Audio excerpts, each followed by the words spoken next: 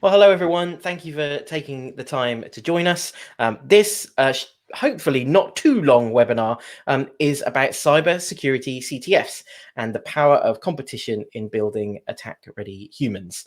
I'm Chris Pace. I work for Immersive Labs. We're going to get into introductions in a moment, but just to give you some small bits and pieces of housekeeping, there is an option for you to ask questions that you'll see in the view that you are looking at. Please feel free to use that at any time during the webinar. I and a colleague of mine will have my eye on those questions, and so we'll pick them up as we go through the session. This is really going to just be the three of us having a conversation. There are some slides, but they're really just designed to aid the conversation rather than us presenting them.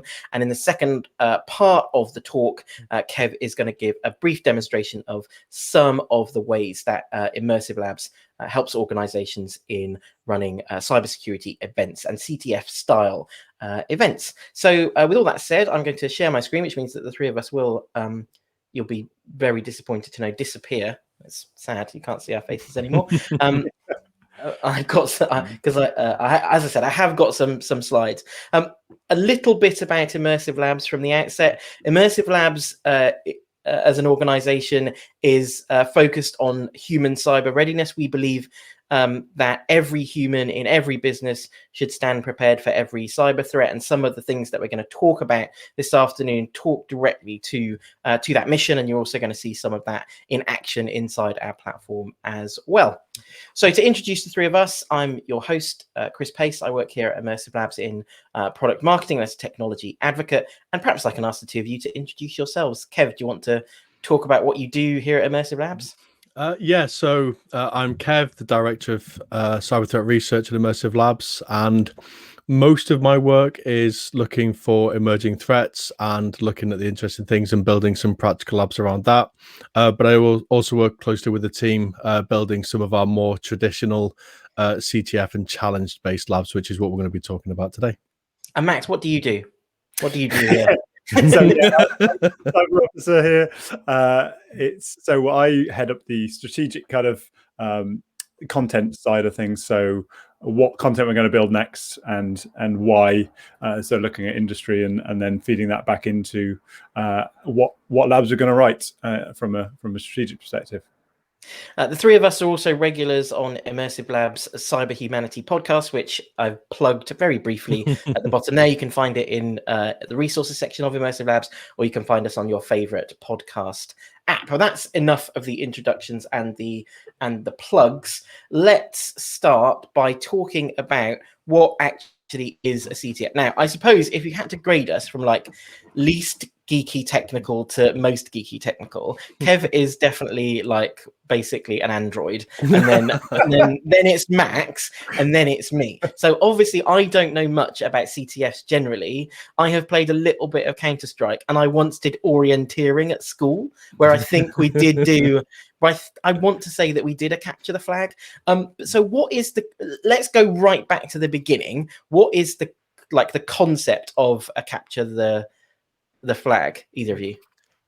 I suppose it's like, if you go all the way back, it's that paintballing thing that is kind of where it kind of originates from. It's a team-based it's team-based challenges, or it's a set of challenges where you have an objective, and that objective is typically, when we talk about red team CTFs, is to compromise something, and the way you prove that is you capture the flag.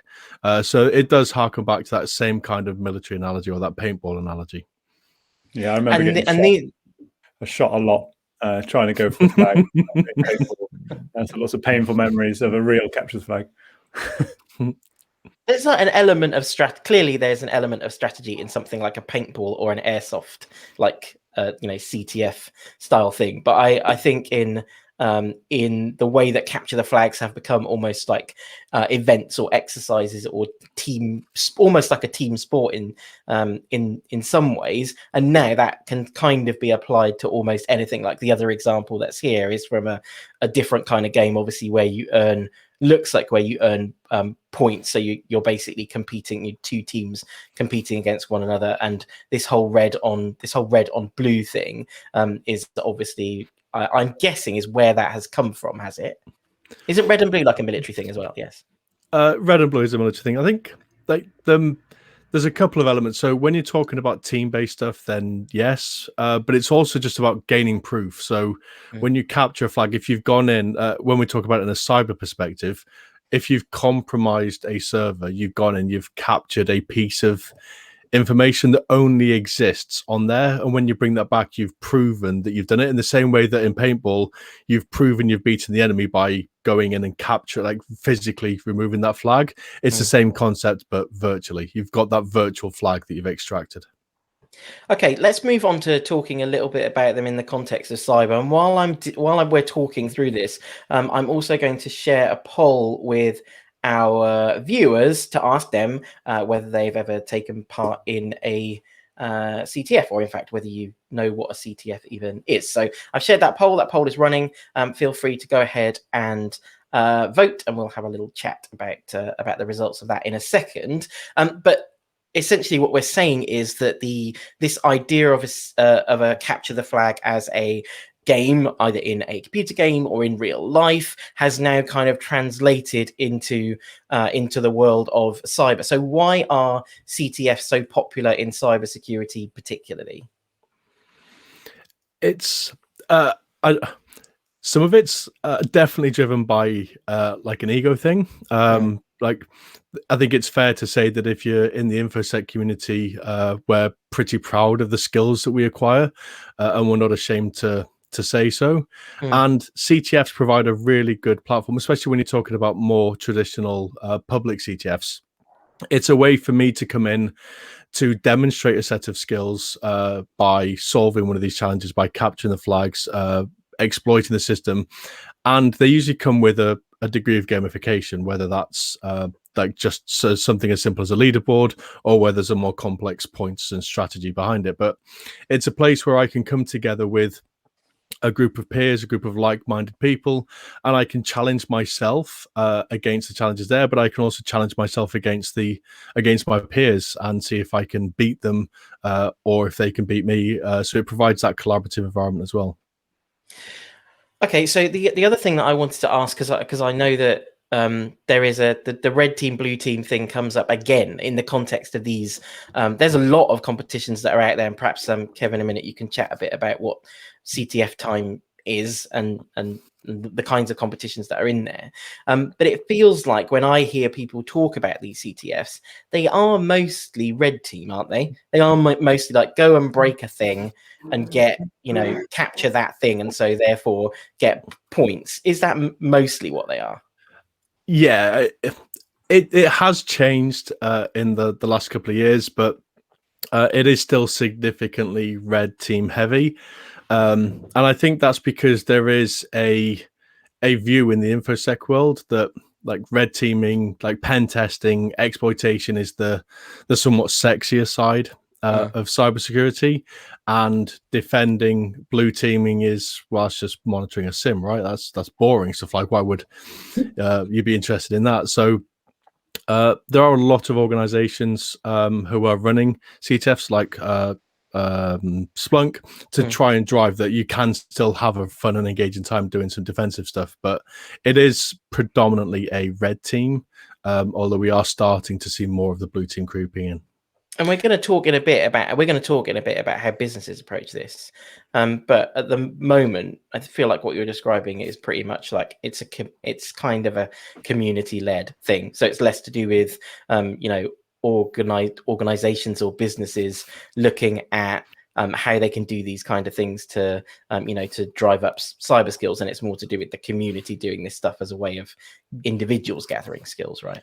Yeah, it kind of started off where if you were attending a conference or you're going to a set of talks, there'd be a CTF that ran alongside it. So during that downtime between talks, or if you weren't interested in seeing that, you could go sit down and you could do a challenge. So most events these days will host some kind of CTF that runs in parallel. And it's exploded in the last few years. So we're seeing that a lot more of these communities, again, communities rather than organizations, they're running them all year round. So you can go to CTF time and other places, and almost every weekend there is a CTF of some description running at any time. As a previous instructor, I've kind of ran a lot more than I've participated in CTFs. So I'm interested, Kevin, you're generally because we were instructors, what we would want to do is do a CTF that would teach you something. But I definitely got the impression from watching people and having done them myself is a big part of it is fun, right? Is that like I know you do them on like weekends and until 2 a.m. Yeah, I presume you wouldn't do it unless it was real fun. It's weird. Every CTF I've been in has started off fun because I usually do it with a couple of friends, a couple of colleagues, a couple of coworkers. Like we'll start together, we'll all be working through it, and then you'll hit a wall. So CTFs tend to build up in difficulty. So I'll do the easy stuff, which I'm really comfortable with, really familiar with. I'll get into the stuff that I know, but it's going to take me slightly longer, and we work through that together. And then you hit your technical limit. And everybody has one. Not everybody comes in and breezes through all of them. So you get to a point where things start to get harder, and then frustration kicks in. So it's like, I know there's a way through this, but I can't quite see it because of a lack of understanding or lack of skill. And then frustration kind of gives way to, well, for me personally at least, it's I will not be defeated by whoever wrote this. I am going to stay here and I am going to solve this if it takes me the rest of my life. That is the most cyber response. I wanted to touch a little bit on that, Max, actually, because you'll have insight here as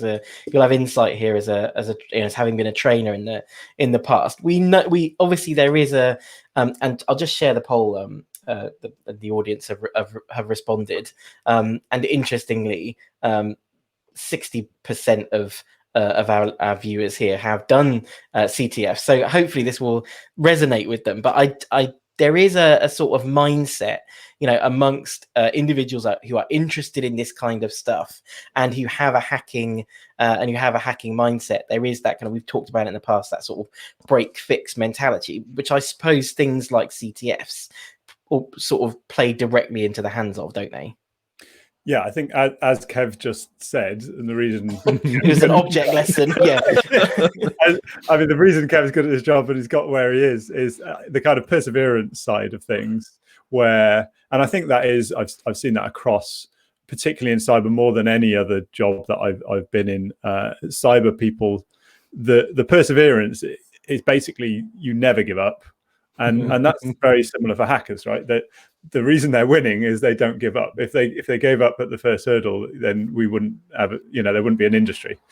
So it's definitely that perseverance and kind of dedication to keep going and find those problems, which is, I think, why firstly CTFs are so exciting for people, but also do teach the skills that do stand you in good stead as in cybersecurity, because there will be things that you come across you can't do, and you get stuck all the time, and it actually, you don't want the rule book, right? You want to not know what you're doing and then work it out anyway, and learn from that. Not necessarily learn that specific tool or anything, but learn the softer skills of just keep going, and then you'll work it out in the end.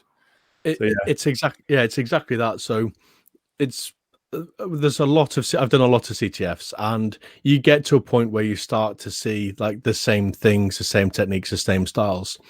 And the one thing I've learned is that CTFs are really brilliant at teaching me how to do effective Googling.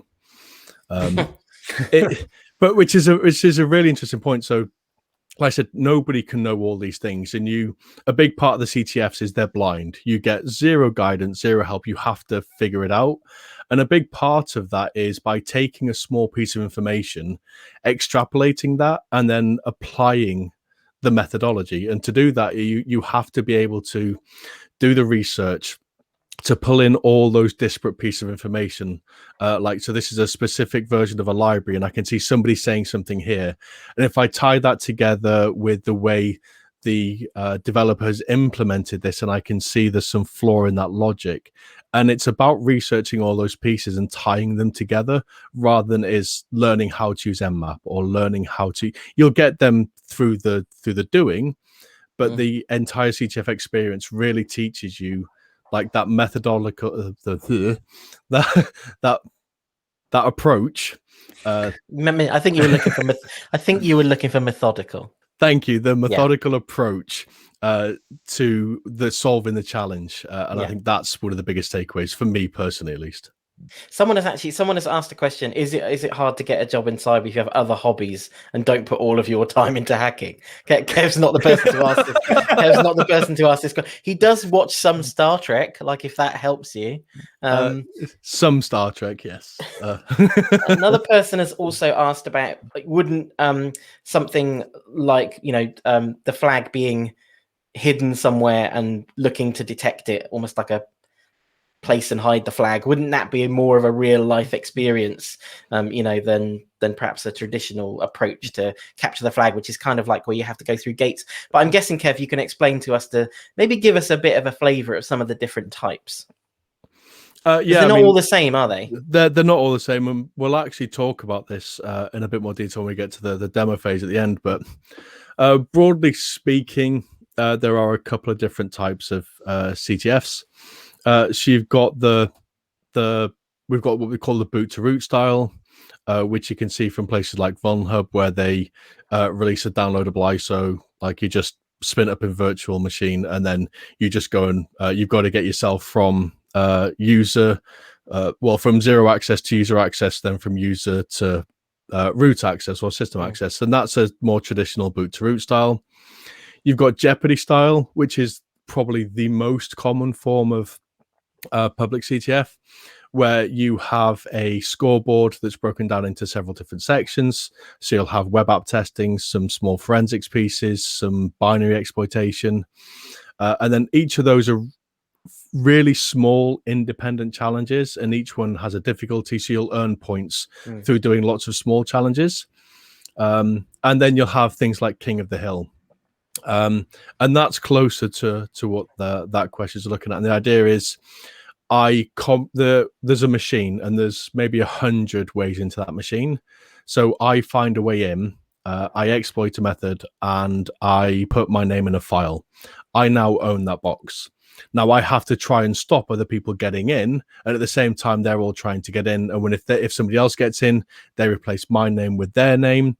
So they find themselves like you're in one machine in one place, but your leaderboard is very dynamic, especially in the early days. And they're King of the Hill. So they're, broadly speaking, the main types of CTFs. Okay. I wanted to jump in and answer that first question a bit more than Kev spends all his time doing CTF. Because I of course you can get a job in cyber without spending 24 hours a day hacking. Obviously, getting that knowledge, there is a relative barrier to entry, which we can talk about. Why it's quite hard, right? It wouldn't, if it was easy, everyone would do it. So you do need that prerequisite knowledge. You need to be quite technical, or you need to put the hours in to get there. Now, if you can get a job that will train you on that, up from whatever that person asking the question is, from graduate level or whatever, then that's good if you can do it on the job. But again, CTFs are a great way of doing it, but a lot of them do run over the weekends and in the evenings. So it depends what route you want to take. But you definitely don't have to spend all your time hacking to get a job in cyber. And just before we move on from this, because someone has asked a question about where's the best place to start if you want to do these sort of community-led CTFs. I know CTF time was a thing that you mentioned when we had a conversation preparing for this, Kev. So do you want to just talk a little bit about what CTF time is? Yeah, so like we said, so lots of organizations or communities or events will run CTFs as part of whatever they're doing. And CTF time is they're kind of independent. And what it is a website where if I'm a CTF organizer, I can go and list it on CTF time. You can create an individual account or a team on there, and you can register to take part in CTFs. And that CTF time basically gives you a global leaderboard across all of the many CTFs. So that's a really good place to start. Now, I will say that not every CTF on CTF time is amazing. A lot of these are community based. Some of them are absolutely amazing, and I've done some really good CTFs on there. Some of them are stood up by people who are very new to this and maybe don't understand some of the complexities about standing up the infrastructure. It's free, it's open source, it's community driven, so you just have to bear that in mind. But yeah, there's a lot of good stuff, and there's rankings and ratings, so you can get a good idea of which are the better ones.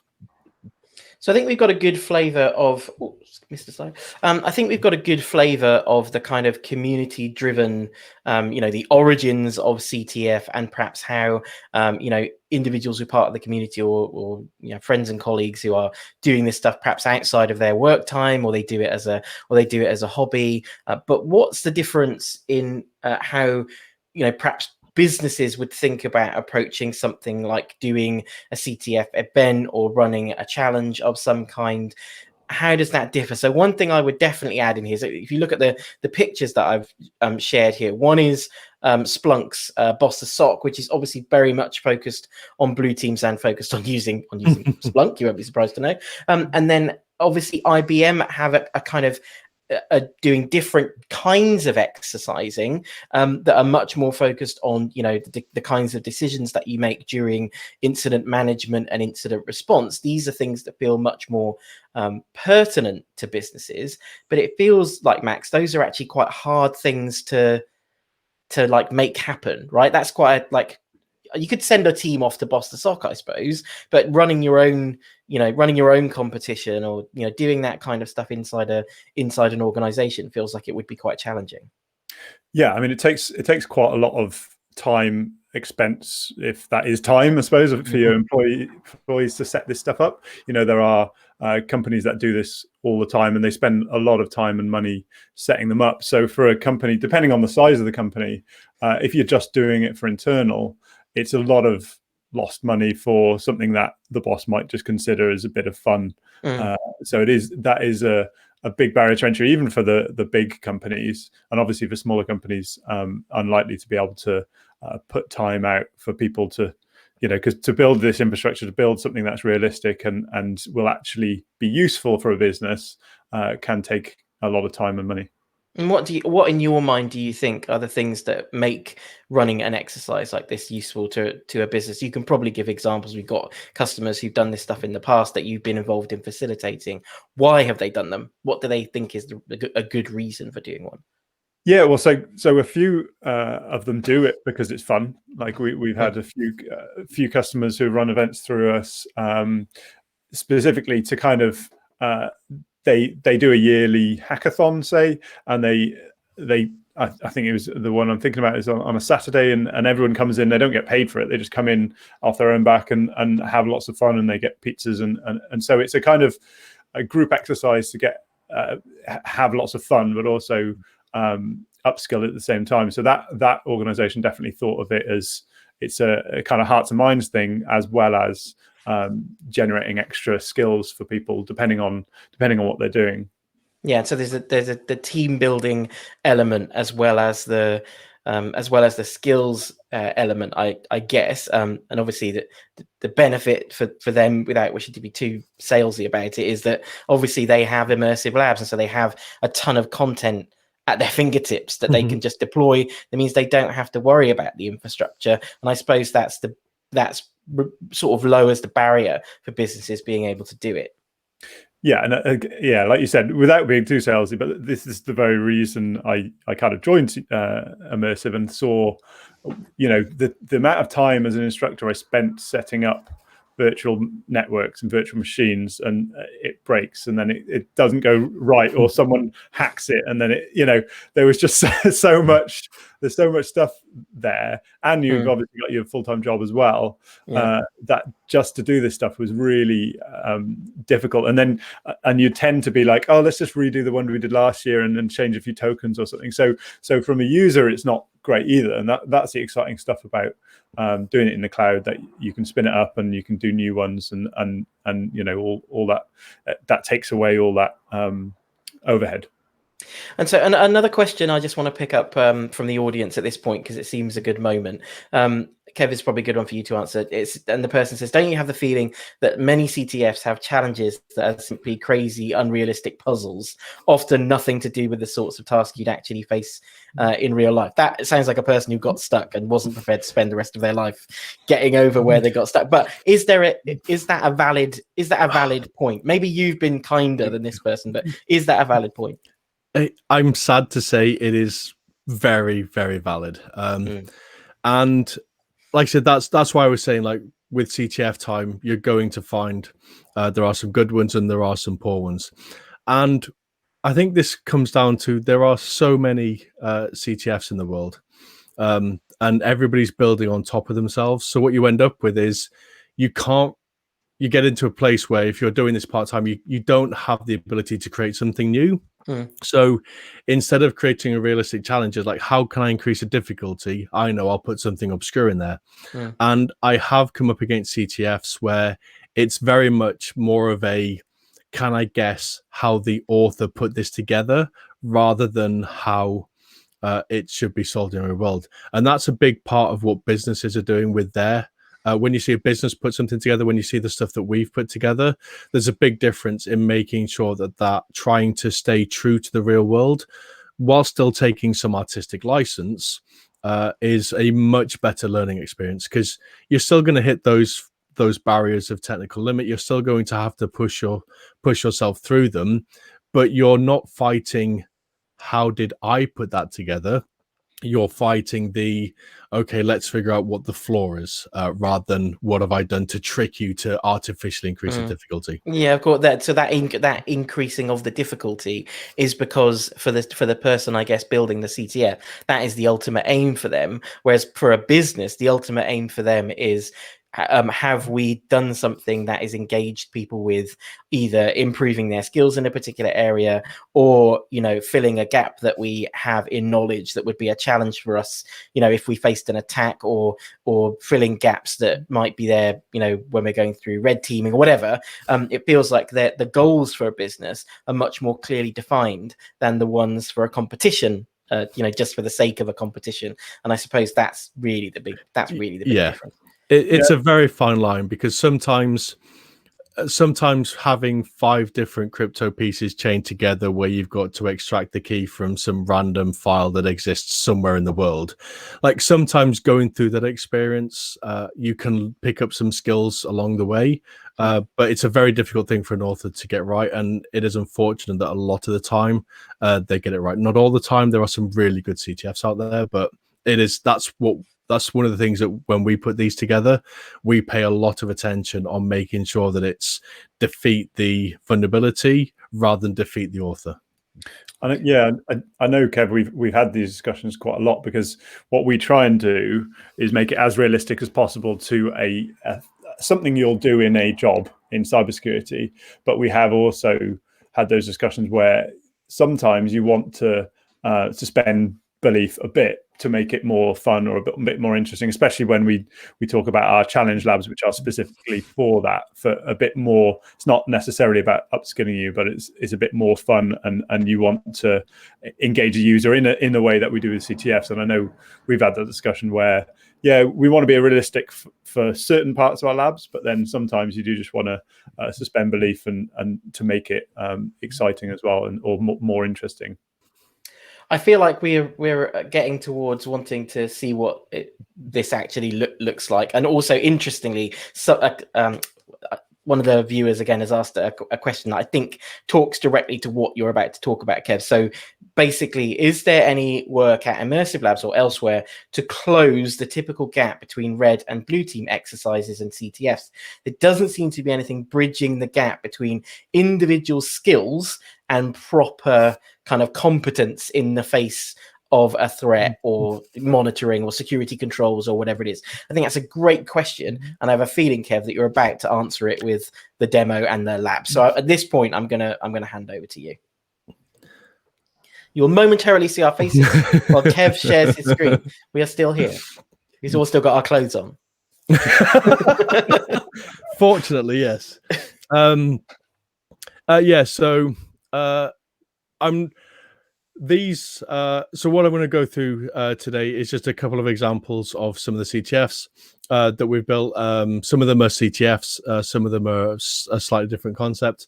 What I'm not going to do is I'm not going to be solving these just because I don't want spoilers and basically allowing people to cheat all over the place.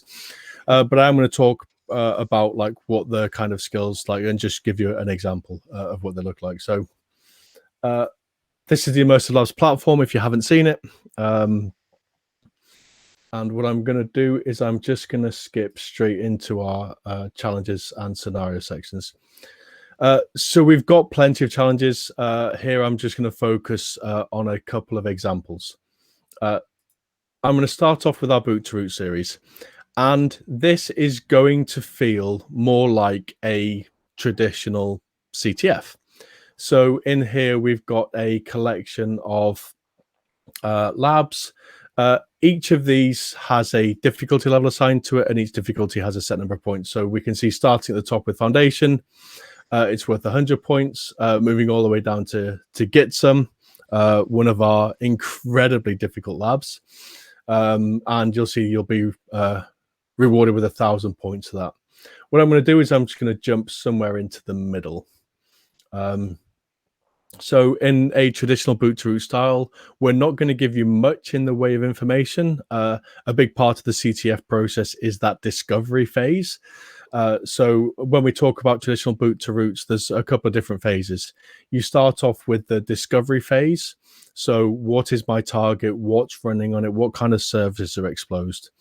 Then we go into our first exploitation phase, like our enumeration and discovery. So I'm going to enumerate the services. I'm going to gain access to the lowest level of system user or the lowest level of user account. And then from there, I'm going to look for some kind of privilege escalation. Now, this isn't true to every life. You won't always, if you're doing this in the real world, you won't always find that you have a path going from nothing to user to full privilege escalation. You'll usually find that does happen, but you'll find usually go from something like no access to a user access, or from user access to system access. But the traditional boot to root series packs all of this together. So what we've got here is a very small network. In this instance, you've got your Carlin machine and you've got your target machine. There's no shared infrastructure here. So a lot of CTFs, you're fighting against other users at the same time. So if I'm running Dirtbuster against the box, for example, I might find that 1,000 other people are running it. What we do here is we give everybody their own personal Kali instance, and everybody gets their own personal target box. So you don't have to worry about coming on here and finding that it's already been solved, or people have left exploits or broken payloads all over the place. This is brand new, clean for me. And if I get through this and I've made a complete mess of everything, I can just hit the reset button, and within 10-20 seconds or so, I'll have a brand new instance available to me where it's clean, back to a start state, and I can go again. But I'm just going to run a couple of things. So 11.246.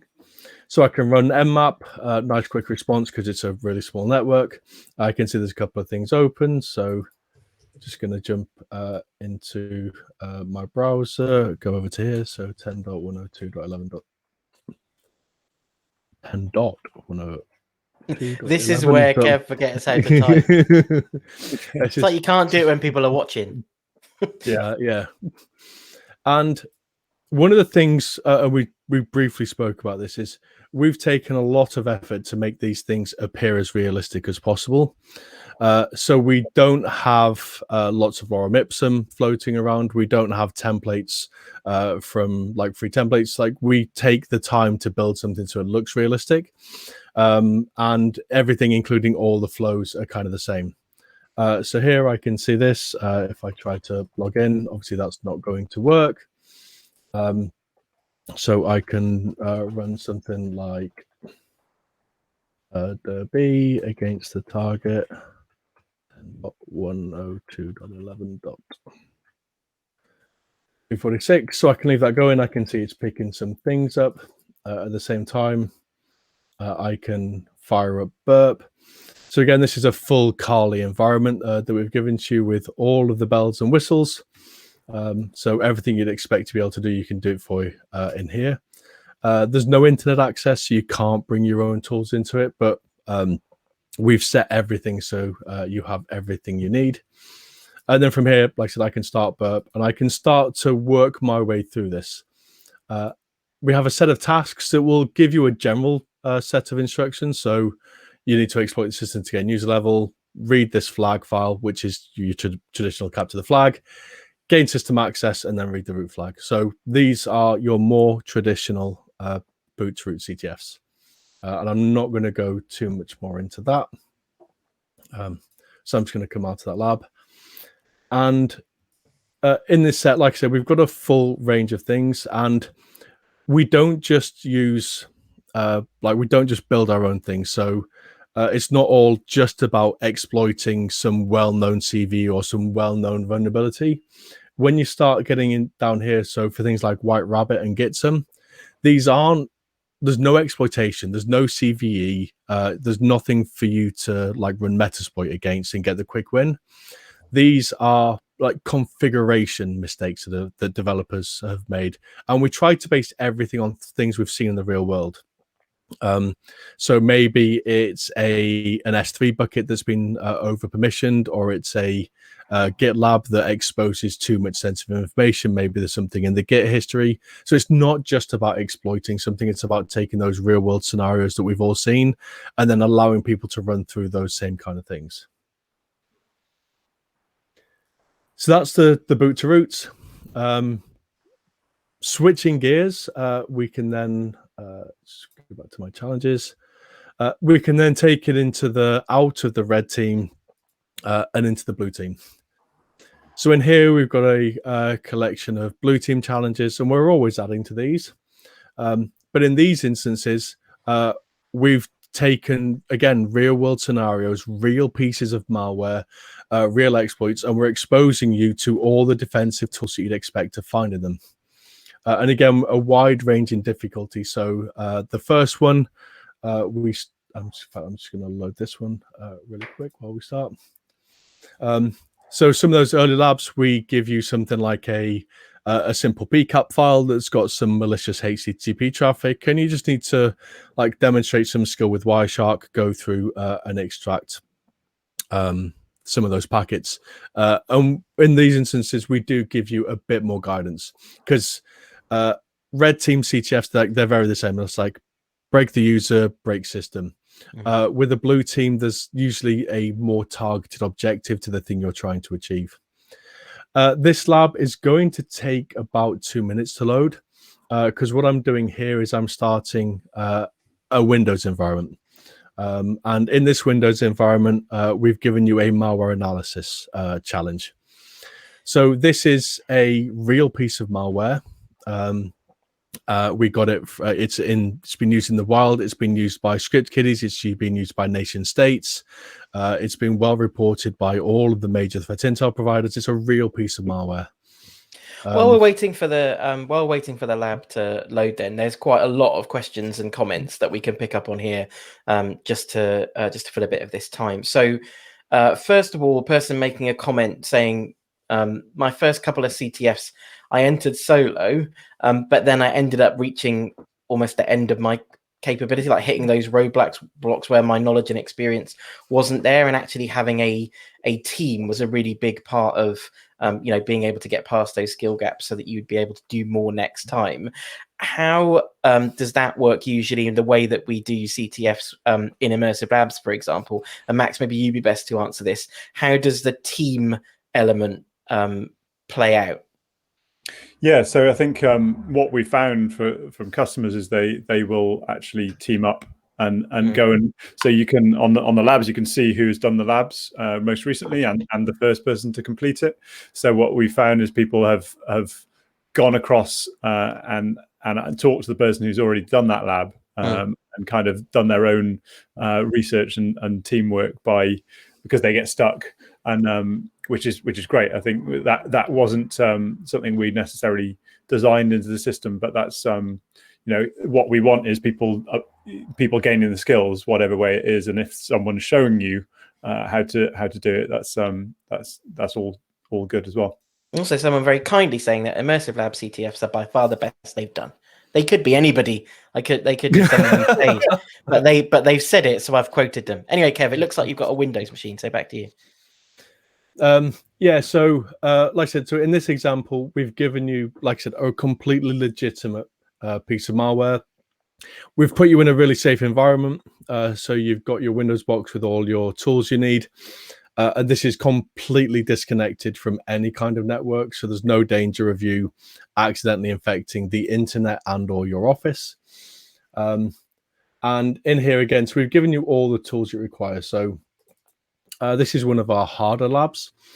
And the situation we're putting you in is you're playing the role of an incident responder or an incident handler.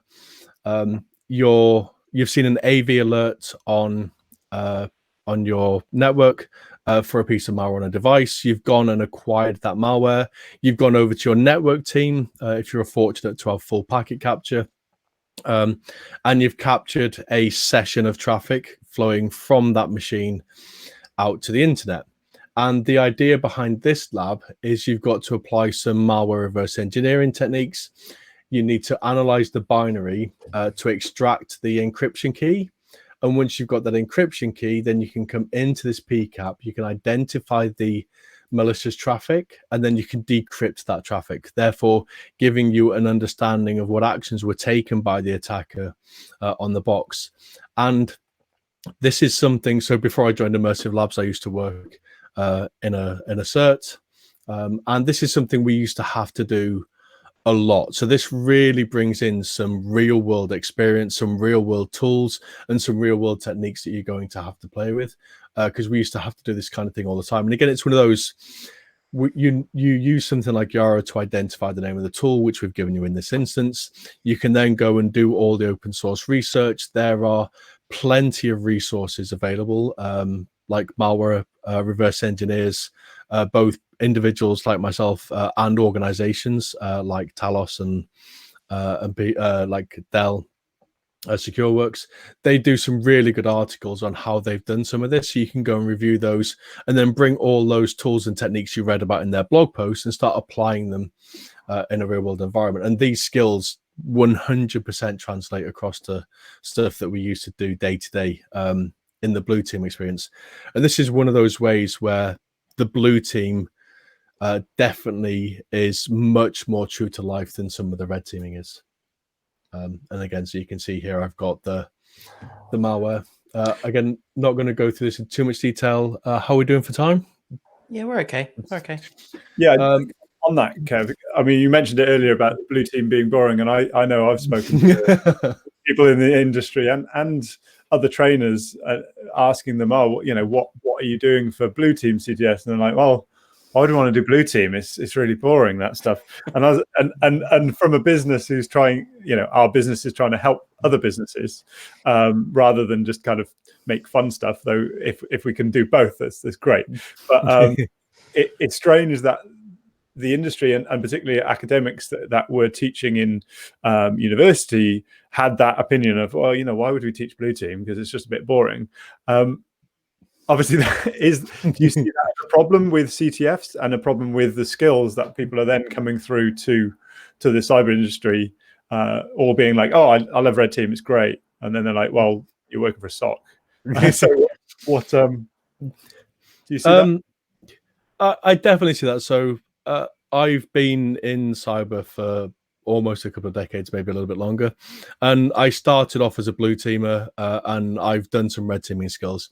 And whenever I was like when we were used to the internships, we bring people in, one of the first questions I would ask them is like, cyber is too big that there's no expectation you can do everything. So where do you want to specialize? And everybody would instantly be red team. I want to be pen testing because it sounds really fun. And don't get me wrong, there are some brilliant red teaming and pen testing things. But what most people end up doing, especially in their early life, is just doing vulnerability assessments, like running automated scanning. So actually, it sounds really sexy, but when you get into it as a day job, it's not always that way. Blue teaming was always much more fun for me because there's a real attacker on the other side of it. Like I'm tracking like nation state actors, or I'm tracking criminals through my network, and I'm trying to figure out all the things they've done. And then when you get that moment, like when you find what they've done and you see how they did it, and you do that root cause analysis, that for me was just as much fun as the red teaming stuff was. Yeah, I know from my background in when I was in the police, finding someone is much more exciting. You know, that moment when you actually get that, you know, that tag or that person, that flag, I suppose, but in the real world, and you find that information out. Yeah, that hoorah moment. There's a lot to be said to it. What I should say to the watchers of this, if you do have immersive labs, you will not be seeing, if you go and look on immersive labs, you won't see any of these labs, because these are actually on a separate section that we keep especially for CTF events. That's really important, actually. That point is really important, I think, because when we're not saying, what we're not saying is, you've got all this great content in immersive labs, why not use it for a CTF? What we do is we almost like ring fence content to make it more, makes it more exciting, makes it more interesting, because no one's seen it before, and it's used especially for these kinds of live events, which help kind of amp up the engagement and hopefully the enthusiasm around it. So that's the reason why we do that. Yeah, exactly. Yeah. So what we're looking at here is our next step up for that. So we've done the individual standalone CTFs and the individual standalone blue team challenges. What we've got now is our Queen series. And this is where we pull all of those individual skills, those individual techniques that you've brought, and we bring them all together. So on the Queen Offensive series, as you can see here, you've got an entire network in front of you now. There are a couple of domain controllers. There's a proxy server between you and the network, and you need to compromise your way through all of this. And again, we're going quite blind here. We're giving you information to get started, the kind of things you may find available publicly, or if you're doing some kind of gray box exercise. And then it's entirely up to you on your approach, your methodology. You're going to have to gain information from one side of the network and take it to the other side. Again, it's not just Metasploit autopwn. You're going to have to come in here and break down the logic, the business flows, and do some of that kind of exploitation. So it makes it really true to life. And one of the things we did, which I loved putting together, was we were thinking about, all right, so that's the red teaming side. How do we do this defensively? And purple teaming's a big thing at the minute. So your blue team understanding your red team understanding your blue team. So I was like, how can I help the blue team understand what the red team have done? I was like, we've got our red team environment. We've just compromised it through a set of exploits to make the path. So let's just do that again, except this time, once I've finished compromising the network, I'm going to dump all of the forensics from there. So I'm going to dump all of the network traffic. I'm going to dump all of the logs.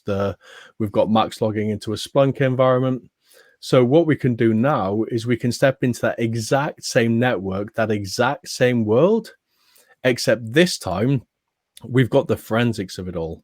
So when I come into here, we've broken this down into attack phases, mapping to broadly speaking to MITRE, so you can see what's happened. So if I was to jump into something like the persistence phase and start this lab, then I'm looking at a volatility memory dump. So in here, I can now take this memory dump from the environment and I can see exactly what my red team did. So all the techniques they used, we've replicated them, so I can come in here and as a defender, I can see and find all those artifacts.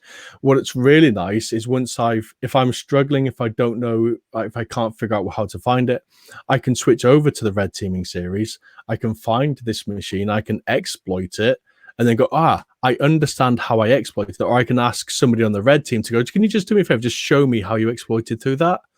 and now I can take that information and apply it to the methodology that I'm going to learn here. So it's like they're on the same playing field. They're just taking different. They can just take different sides, basically.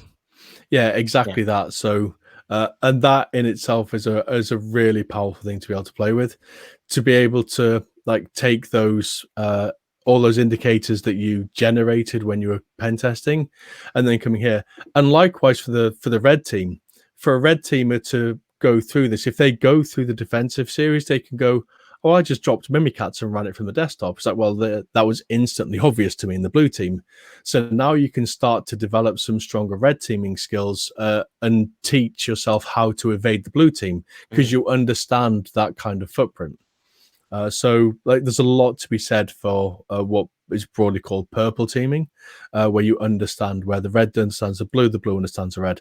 And this kind of environment we built specifically to foster that kind of discovery process. Yeah, and also swapping those roles in the context of a of a business could actually be quite an exciting part of the competition.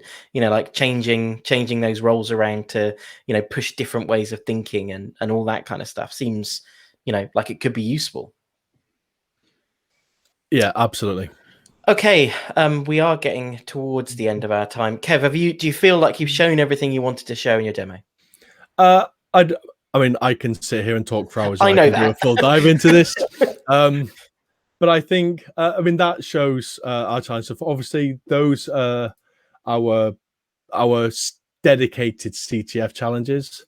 As you can see, if I go back to challenges scenarios, we actually have 23 different sets. Like I said, one of the things we really pride ourselves on is building a realistic story around these. Like we have some fun with it, like the Halloween, the Christmas catastrophe. So we take some artistic license, but we build real situations. And I think that's one of the big differences. And that helps avoid that. You're going to hit some frustration where you're trying to figure out skills, but those frustrations are in learning a new skill rather than learning how I put these things together. And we've got a wide variety in here. The scenarios are cool because they create a sort of imagined situation and then ask the user to apply a whole load of potentially different skills, techniques. There's like OSINT stuff, there's analysis stuff, there's it's a mixture of all kinds of different things all wrapped up in a sort of interesting and realistic scenario, and that I think is where they work well. Yeah, Kate's story is a fun one where there's some blackmail. You're being bribed into installing malware in an estate, and like they go into your social media exposure, which is how they identified you'd done something to blackmail you, and you start to pull all those pieces together. So there's a lot of fun in some of those stories. And I think that there was a question earlier about bridging the gap between kind of CTFs and how you kind of learn this stuff as a cybersecurity professional, and that the whole way we've set up our labs. So these are the challenge labs. We have what we call coach labs, demonstrate labs, and challenge labs. So we've just been talking about the challenge ones. The coach and demonstrate do exactly what they sound like they do. So the coach ones will coach you through whatever skill it is, whether it's encryption or packet analysis or elastic stack.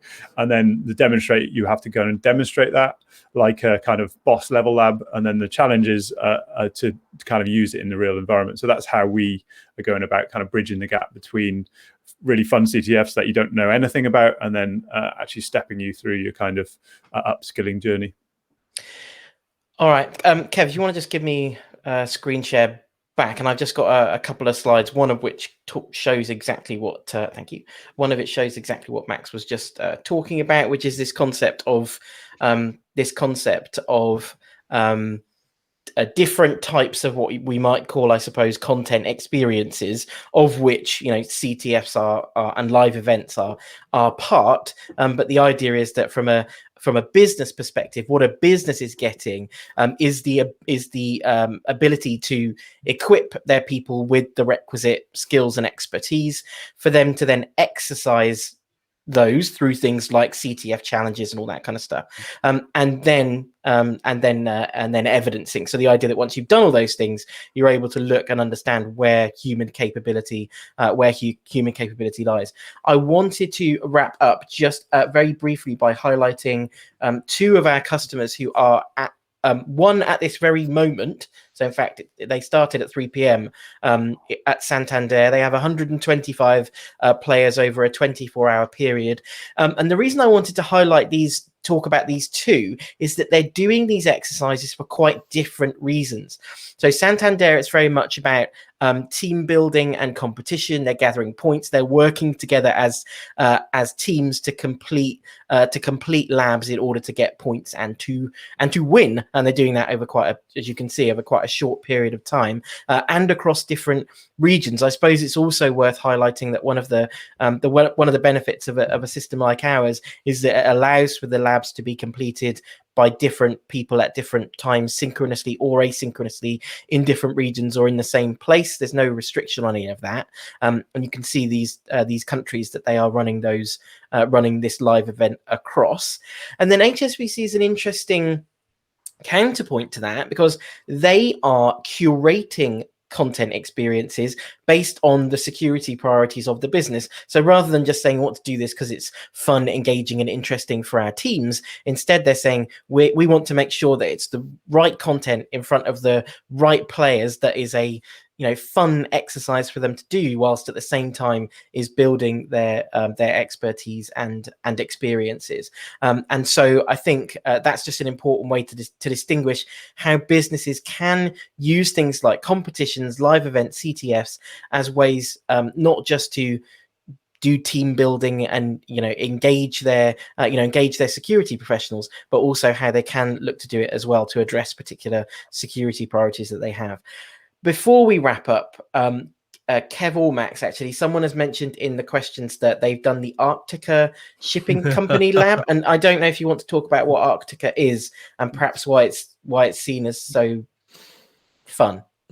Arctica was one of our first, so I think it's fair to say that we've like as a Merciless, we've been on a journey over the last couple of years on how we can build like bigger and more complex cyber ranges. And Arctica Shipping Company was one of our first real attempts at that, to build a big complex network that spins up on demand per user.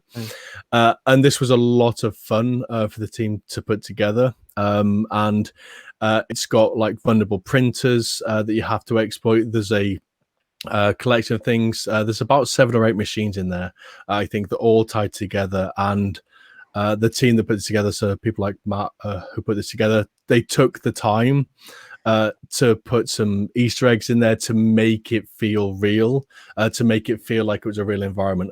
And it's a really fun set of challenges to play through. So it is also one of my personal favorites. Okay, we're reaching the end of our time. I apologies if we haven't got to your question. I'll try and pick some up afterwards. One other thing to add, as we mentioned, if you are an Immersive Labs user and you won't necessarily have access to these labs, that will be dependent on whoever manages the platform at your end to decide whether they want to make those available or to run a live event. I would strongly suggest they talk to their customer success representative about the best way to do that, or contact us if you want to find out more. So as we come to the end of the time, it just remains for me to thank Kev and Max. Thank you both for taking the time to join, and thanks Kev for the demo, and we hope that we'll see you all again soon. Thanks. Bye-bye. Thank you. Bye. Bye.